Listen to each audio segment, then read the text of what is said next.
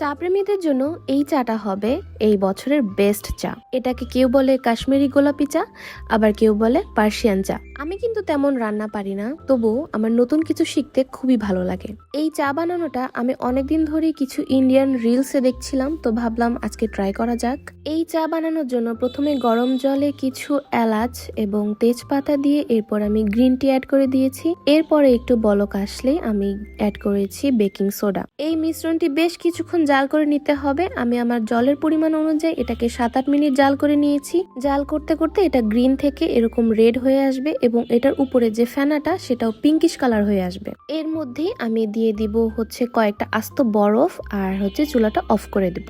আসলে বেকিং সোডার জন্যই এটার কালার গ্রিন থেকে এরকম টকটকে লাল হয়েছে। এরপর আমি সেই মিশ্রণটাকে আলাদা করে আবার পাত্রে আমি দুধ গরম করে নিয়ে সেখানে আমি একটু বাটারও দিয়ে দিয়েছি।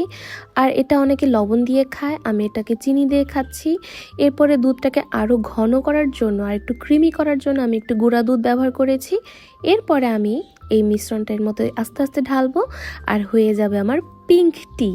যখন এটার কালার এত সুন্দর একটা গোলাপি কালার আসলো, আমার মন তো একদম তাধিন তাধিন করে নেচে উঠলো। এরপর এটাকে আমি বাদাম দিয়ে সার্ভ করে নিয়েছি। বাদামটা যেন এর স্বাদ আরও দ্বিগুণ বাড়িয়ে ফেলেছে। তো আপনারা অবশ্যই নতুন বছরে এটা বাসায় ট্রাই করবেন এবং আপনার গেস্টদেরকে সাথে এটা ট্রাই করবেন। এটা আশা করি সবার অনেক ভালো লাগবে।